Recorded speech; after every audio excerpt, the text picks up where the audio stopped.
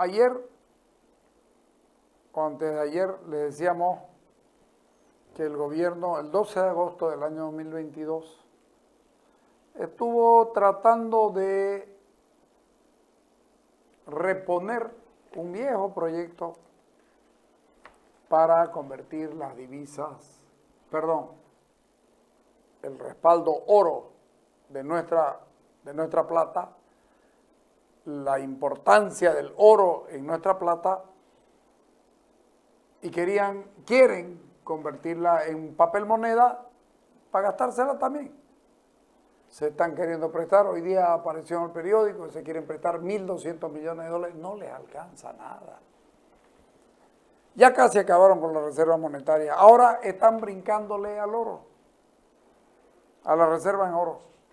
Este proyecto de ley 33721, disposiciones adicionales, que se los leí ayer, disposiciones adicionales, modificación del artículo 16, la reserva en oro en caso necesario. ¿Cómo no va a necesitar un yesca? ¿Ah? Es como que tengas 200 pesos en tu casa y estés yesca y tengas que ir al hospital. ¿No la vas a gastar? Bueno, pues, la reserva en oro, en caso de ser necesario, podrán ser utilizadas para convertirlas en divisas a objeto de mejorar la posición de liquidez de las reservas internacionales. Estamos perdiendo reservas internacionales de manera muy rápida. Y van a ver ustedes, vendemos récord y resulta que no crece, ¿no es cierto? Bueno, entonces, aquí hay algo raro, ponerlo a Carlos Alarcón, por favor. La ley del oro que pretende aprobar el gobierno nacional en los próximos días es una licencia para liquidar nuestras reservas físicas internacionales en oro, el ahorro más importante de los bolivianos, de las generaciones pasadas, presentes y futuras. En esta ley pretende eludir la fiscalización y control de la Asamblea Legislativa Plurinacional para aprobar cada operación que se haga en el mercado financiero internacional con estas reservas físicas en oro. Además de ello, esta ley deja de lado la obligación que tenía el Banco Central de que todo el oro que se compra en barras en Bolivia debería ser destinado exclusivamente para incrementar las reservas físicas en oro. El objetivo de esta ley es incrementar las reservas monetarias en dólares que están en caída libre, para seguir con el mal gasto y el gasto excesivo en obras improductivas, en empresas deficitarias, en derroche, en despilfarro, en prebendalización. Es terrible, terrible. Este es el peor momento para ir a vender el oro. ¿Sabe por qué? Porque como nos tienen agarrados de los huevos, fuerte, la vamos a vender en lo que nos den. No vamos a aprovechar el momento nosotros. El mundo está en crisis. La guerra nos está causando problemas de subida de petróleo. Pero vamos a exportar más gas, pero no sea pelotudo, vamos a vamos a exportar más gas, pero vamos a importar hidrocarburos que están más caros. ¿Viste que sos boludo? ¿Viste que sos? Bueno. El gobierno recurre a 6 fuentes de financiamiento para encarar la crisis. El gobierno se puso en campaña para buscar recursos económicos de al menos 6 fuentes de financiamiento con las que antes no contaba para sobrellevar la desaceleración. O sea, no es siquiera para evitar la desaceleración o para evitar la crisis. No, es para sobrellevar la crisis. Con plata la pobreza es llevadera, dice el dicho. Gonzalo Chávez dice, el gobierno no tiene cómo financiar ni para cerrar la brecha ni para ejecutar su inversión pública. Por eso están endeudando más al país con sus 400 millones de la CAF. Hay varios indicadores que demuestran que el Ejecutivo está raspando la olla en términos fiscales. Marcelo Montenegro, el ministro, dice, el endeudamiento no es malo, si fuera pecado no habría bancos. Pelotudo. ¿Ah? Y tampoco si hubiera banco y vos tuvieras plata para comprar, fuera sencillo. Nunca los bancos te rematarían tu casa, nunca los bancos se quedarían con tu auto, nunca los bancos... No. El caso de don Zvonko Matković Flej, que tuvo que rematar todo lo que tenía para poder pagar ¿dónde lo tendré? Para pagar a sus trabajadores. Y resulta que el gobierno le remata todo, la plata está en el Estado, lo meten preso, ¿para qué? Para asustar. Porque estos son así. Pero esto de que no es pecado, pues si no hubiera bancos, claro, hay bancos, pero a los que tenés que pagarle, pues huevón, y le tenés que pagar intereses. Y después salí a los capitalistas a pedirle, por favor, ¿me pueden perdonar los intereses? Es que, ¿saben qué? Somos país pobre, subdesarrollado, lleno de indígenas y mierda, y lo llenan de...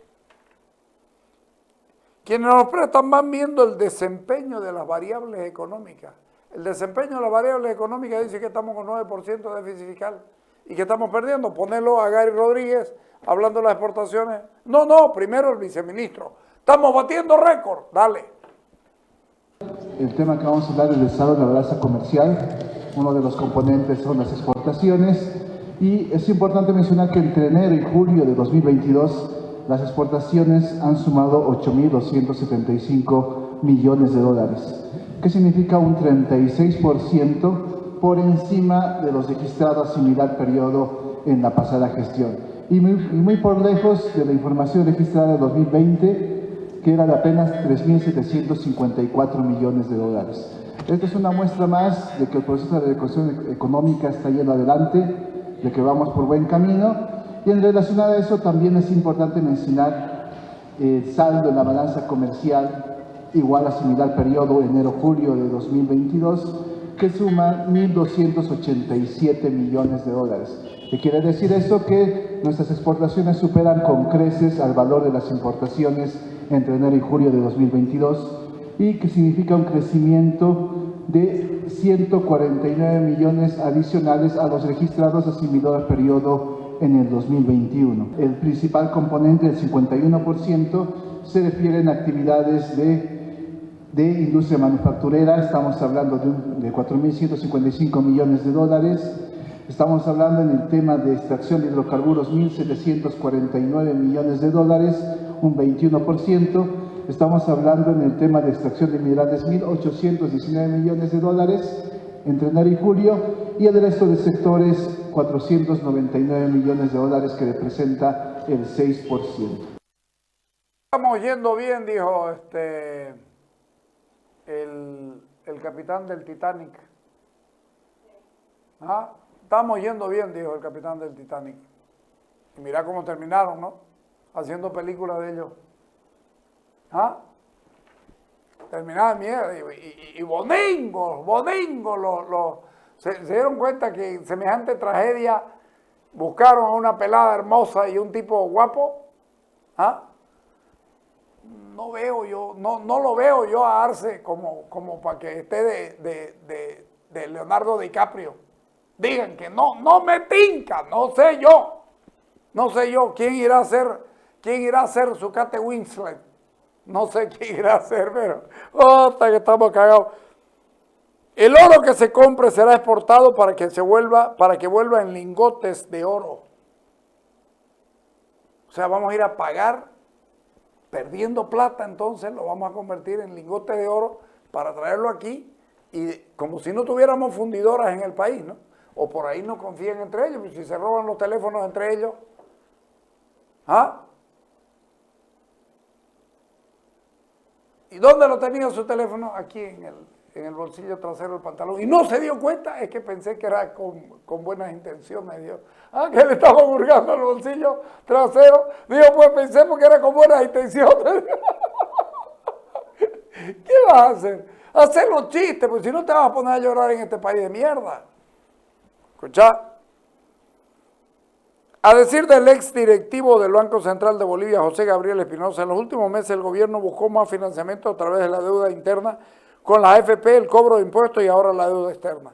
Las empresas privadas tienen que aportar más impuestos, las que tienen participación del Estado también. Se está haciendo mayor presión en términos de fiscalización tributaria y aduanera. Pero no solo eso, le van a brincar a los aportes, le van a brincar a los gremiales, le van a brincar a la captación de fondos de los derechos reales, que no sé si será legal, le van a sacar 50 millones de dólares al año, ¿no? A las empresas del Estado, sí, al año. O sea, y nos dice, ¿estamos yendo bien? Ponelo a Gary Rodríguez. ¿Cómo podemos entender o interpretar este fenómeno?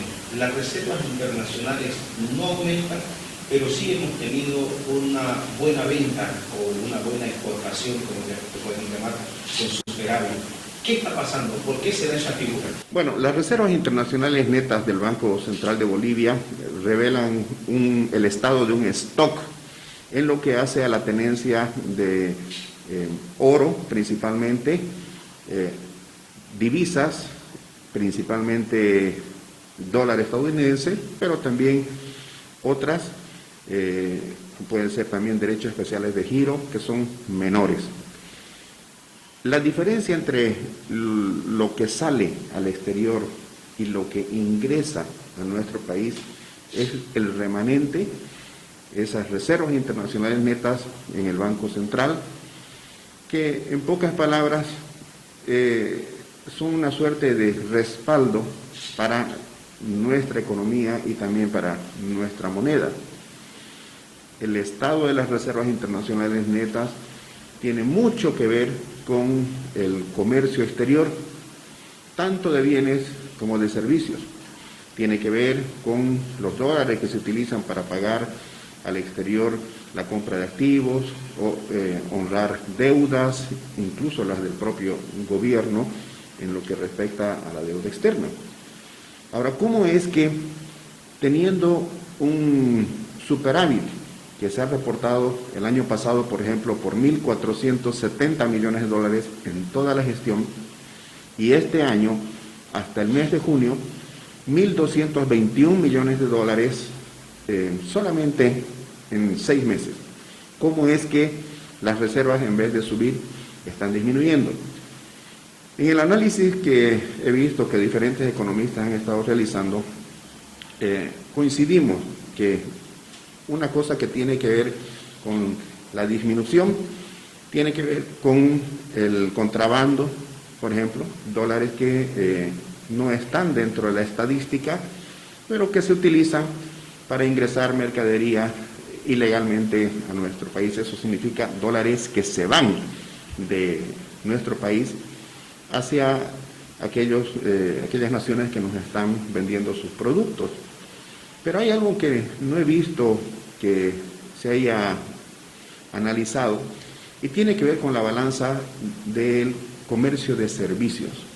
Así como hay una balanza del comercio de bienes, que es el que reporta 1.221 millones de dólares de superávit al mes de junio, hay una balanza de comercio de servicios donde está el turismo receptivo y también la gente que utiliza dólares para hacer turismo en el exterior, la salida al exterior, por ejemplo, para hacerse atender en la salud, todo pago que se haga, toda transferencia por un servicio que puede ser una consultoría, en fin, todo lo que sea el pago de transporte, seguros, comunicación, etcétera, en nuestra relación con el sector externo, se contabiliza igualmente en esta balanza y ahí somos tremendamente, históricamente, atávicamente deficitarios. Si bien tenemos un superávit por 1.221 millones de dólares al primer semestre y más de 700 millones de dólares de ingreso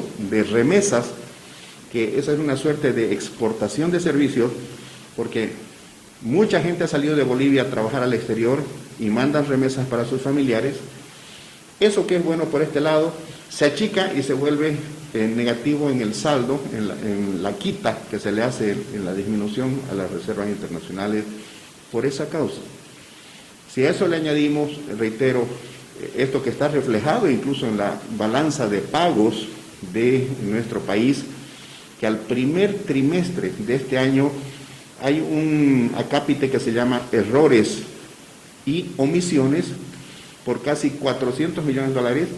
Eso tiene que ver principalmente con el contrabando. Entonces, esta es la razón por la cual tenemos esta caída en las reservas internacionales netas, y hay que agradecer a Dios y a los productores y a los exportadores de bienes que están ayudando a sostener esta situación.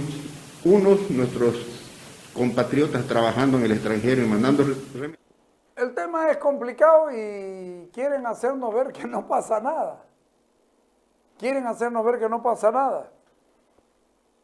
Espinosa dice, el problema no son las fuentes de financiamiento, sino una estructura de gasto pensada para un momento de auge que empezó a desacelerarse en el 2016.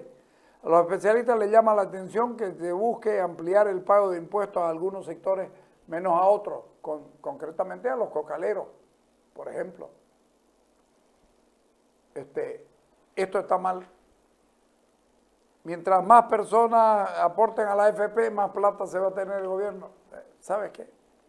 Esto es una mierda destilada. Lamentablemente para nosotros esto es así. Ponerlo a Waldo López el préstamo a los 400 millones de dólares. Dale. Bueno, con estos 400 millones la deuda externa está muy por encima de los 12.000 millones. Si hablamos de deuda pública en su conjunto, la deuda interna está por encima de los 90.000 millones. Si lo llevamos a dólares, está por encima de los 15.000 millones. Entonces, la deuda pública ya es abultada históricamente en relación en montos, quizás porcentualmente no tanto, pero en montos, son montos de récord histórico en la historia económica de Bolivia. Y toda deuda es un compromiso para las generaciones presentes y para futuras. Y en la medida de que se van cumpliendo plazos, y en la medida de que esta deuda va creciendo, significa de que también se va aumentando el compromiso del país de asignar al pago de la deuda externa más recursos que en lugar de ponerlos dentro de la producción y dentro de la economía boliviana. Es decir, que la deuda, los pagos de la deuda de intereses y de capital significa quitarle a las generaciones presentes y futuras bienestar para poder cumplir con esos pagos. En otras palabras, en palabras más sencillas, una deuda es como una mochila de piedras para la gente de ahora, para los jóvenes y para los niños que en el futuro van a tener que pagar esa deuda, porque muchas deudas son de a 20 a 25 años plazo, ¿no?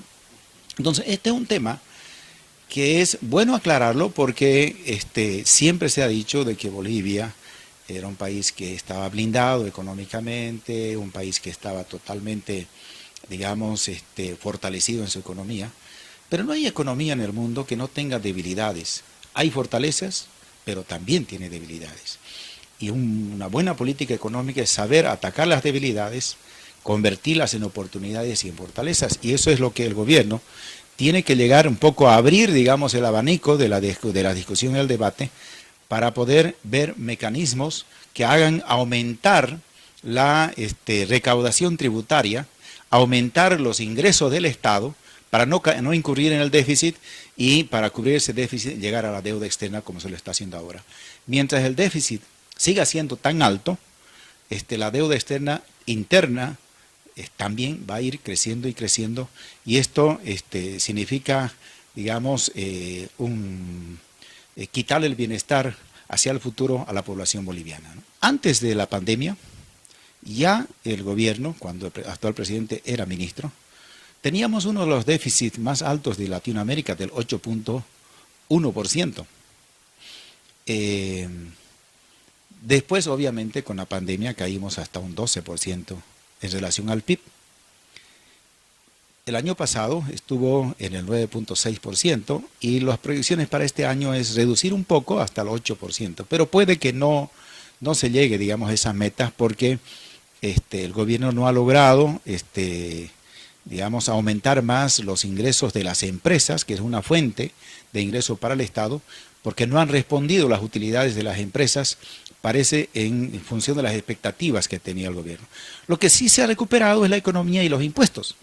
Entonces hemos visto a impuestos internos y a la aduana sacar comunicados exitistas diciendo de que las recaudaciones han superado mucho más de las metas que se tenían. Es cierto, pero no es suficiente. Y el caso de Bolivia, de la recaudación de los ingresos del Estado, que ingresos del Estado vienen a ser los impuestos, los ingresos de las utilidades que tienen las empresas públicas, Entel y Yacimientos. Pero si no queremos deuda, lo que producen las empresas, las utilidades más los impuestos internos, debieran darle los ingresos suficientes para cubrir el gasto. Pero eso no es suficiente ahora. En mi criterio, el fondo es el modelo extractivista que tienen, que se aplican en Bolivia, que tienen superávit en la época del recurso natural que extraen y lo venden a precios internacionales que normalmente en ese momento del auge son altos. Así ha sido con la plata, así ha sido con el estaño, así ha sido después con el petróleo en la década de los 70, así fue la década pasada con el gas. Porque ahora el gas tiene, el petróleo tiene un precio espectacular, pero ya no nos llega a nosotros a beneficiar eso. Más bien para nosotros es una preocupación. Antes nos alegrábamos que el precio sea tan alto porque decíamos va a haber más ingresos, pero ahora con precios tan espectaculares, es una carga para nosotros. ¿Por qué? Porque tenemos que importar más diésel y gasolina y ya no alcanza lo que se vende en gas natural para cubrir el déficit de los hidrocarburos. Entonces, como estos recursos naturales caen, la tributación de esos recursos naturales cae. Y entonces ahí vemos que los déficits vuelven a aparecer con mucho más fuerza y es mucho más difícil llegarlos a subsanar. El fondo de esto es cambiar los modelos que no sean solamente extractivistas. Tampoco podemos abandonar el extractivismo porque tenemos riquezas naturales. Pero el énfasis tiene que ser de dar condiciones para que crezca la empresa. El dato de impuestos internos, de que 100 empresas aportan con el 53% de la tributación, nos da claramente el indicador de que allí es donde tenemos que fortalecer para que haya más recaudación. Es decir, tenemos que hacer que haya más empresas y, si es posible, más empresas grandes para que puedan llegar a satisfacer el mercado interno, para que exporten, para que tengamos posibilidades de hacer también más recaudación. Entonces, si los modelos se preocupan más por la industria, por la agropecuaria para generar valor agregado, por la diversificación de las exportaciones y también por la sustitución de importaciones, yo creo que tendríamos mucho mejores resultados y el Estado sería mucho más sostenible. Entonces, creo de que no solamente es una cuestión, digamos, coyuntural, sino también es bastante estructural este problema. Y el otro tema es la informalidad. Tenemos una economía altamente informal, pero la gente va a la informalidad, que no es ilegal, por cierto, pero es informal, porque no encuentra, digamos, justo y posible cumplir con la alta tributación que se tiene en el caso boliviano para hacer una empresa formal. Entonces, yo creo que hay que discutir cómo hacer que la tributación boliviana sea progresiva y no sea regresiva como es actualmente, que ahuyente al micro, al pequeño empresario hacia la economía informal. Ese es un planteamiento que yo lo vengo haciendo en el sentido de que... Lo vamos a discutir eso, lo vamos a invitar a Waldo para hablar de la economía informal, por supuesto. Lo cierto es que esto está complicado. Y el gobierno le va a echar mano al oro. Ayer hablábamos de un intento de endeudarse con 1.200 millones de dólares. Extra a los 400. O sea, no hay bolsillo que le aguante al gobierno. Significa que estamos muy mal, por más que se pongan a hacer discursos. Y entonces yo les pregunto a los